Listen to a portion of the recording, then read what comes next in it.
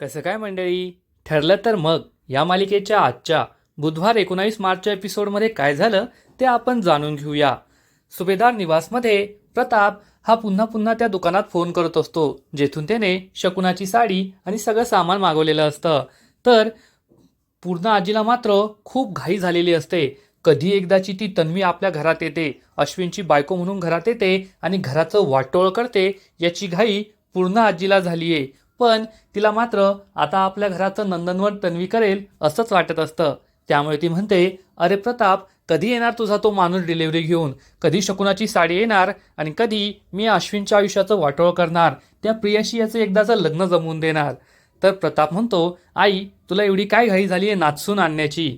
तर पूर्ण आजी म्हणते, हो मला खूप घाई झाली आहे नाचून आणण्याची. एकदा का माझ्या नातवाचं लग्न झालं, तन्वी आपल्या घरची सून झाली की माझ्या आयुष्यातील सगळ्यात मोठं काम पूर्ण होईल.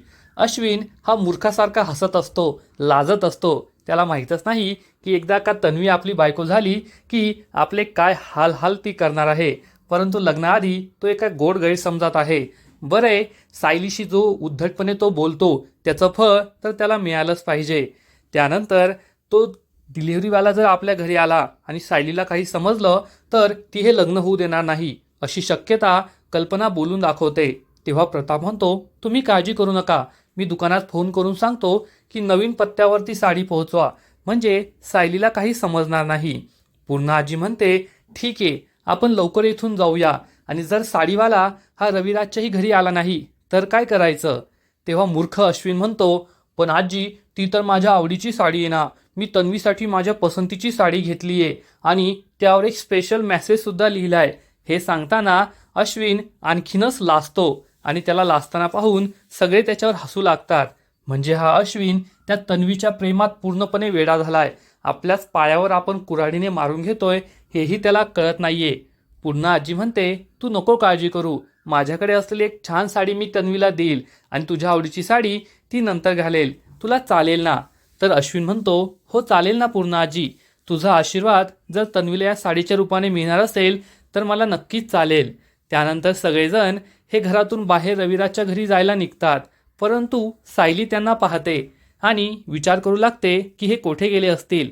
तेवढ्यात अर्जुनसुद्धा ऑफिसला जायला निघतो.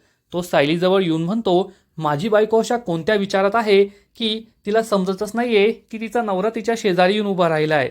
तेव्हा सायली म्हणते, सगळे घराबाहेर गेलेत, ते का गेले असावेत हेच मला कळत नाहीये. अर्जुन तिला समजावून सांगतो, नको काळजी करू, काहीही झालं नसेल, उगाचच तू शंका घेतेस, आता एक कडक स्माईल मला दे. सायली स्माईल करते. अर्जुनला खूप आनंद होतो आणि तोही ऑफिसला निघून जातो. थोड्या वेळानंतर सगळेजण हे प्रतिमाच्या घरी पोहोचतात.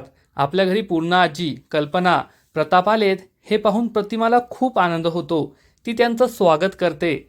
तेवढ्यात प्रियाही तेथे येते. अश्विनने आपल्याला सांगितलं नाही की हे सगळे आत्ताच घरी येत आहे, त्यामुळे ती मनातल्या मनात अश्विनला चांगले शिव्या देते. तर प्रतिमा विचारते, तुम्ही सगळे अचानक कसे काय आलात? मला सहजच भेटायला आलात ना? तर प्रताप सांगतो, नाही, आम्ही एका महत्त्वाच्या कामासाठी आलोय. हे ऐकून प्रिया चांगलीच घाबरते. आईला हिने आपल्या आणि अश्विनच्या लग्नाबद्दल काहीही सांगायला नको असंच तिला वाटत असतं. त्यामुळे ती प्रतिमाला म्हणते, आई खूप दिवसांनी हे सगळे आपल्याकडे आलेत. मागच्या वेळेस आले होते तेव्हा तू आजारी होती ना, तुला त्यांचं नीट स्वागत नाही करता आलं.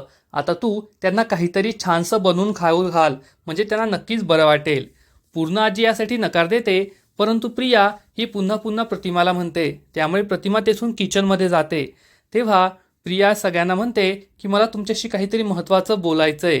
तर इकडे प्रतापने जे पार्सल मागवलं होतं ते घेऊन एक माणूस घरी येतो. विमल हे पार्सल घेते. हा माणूस प्यायला पाणी मागतो.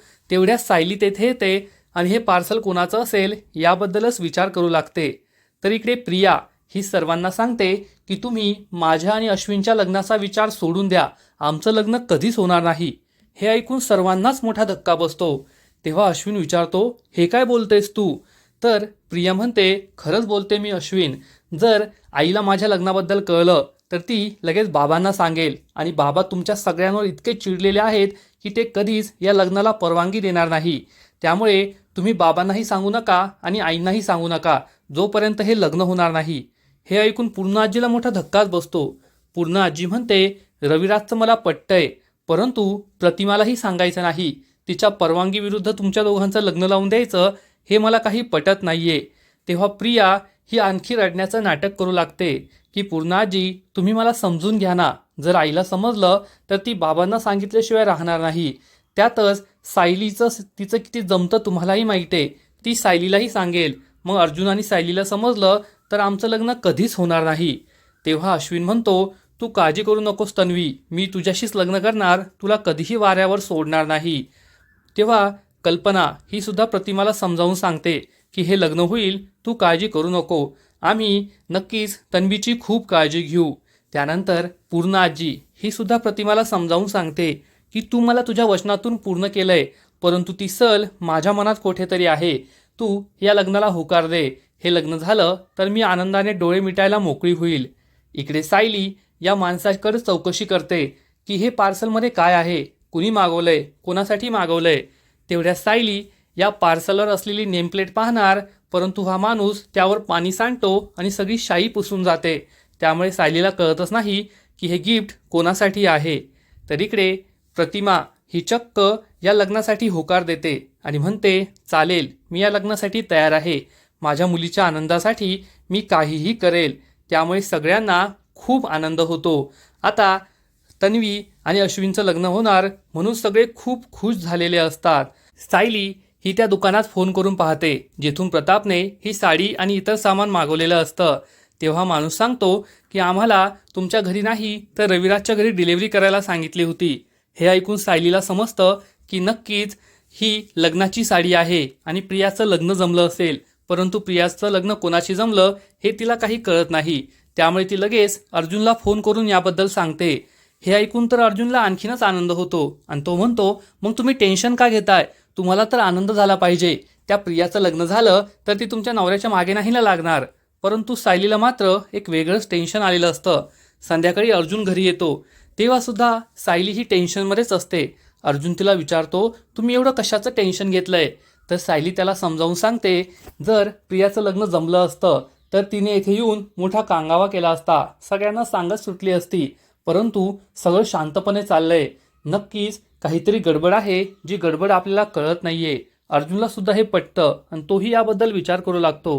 पुढील एपिसोडमध्ये आपण पाहू की अर्जुन आणि सायली रविराज यांना काहीही न सांगता प्रतिमाच्या परवानगीने चक्क अश्विन आणि प्रिया हे दोघे कोर्ट मॅरेज करायला जातात. परंतु सायली त्यांचा पाठलाग करते आणि त्याच वेळेस अर्जुन सुद्धा कोर्टात पोहोचतो. मग आता पुढे काय होईल हे तर कळेलच. परंतु तोपर्यंत ठरलं तर मग या मालिकेचे असेच नवीन नवीन अपडेट्स सर्वात आधी जाणून घेण्यासाठी व्हिडिओला लाईक करा, शेअर करा आणि चॅनलला सबस्क्राईब करायला विसरू नका. खूप खूप धन्यवाद. कसं काय मंडळी,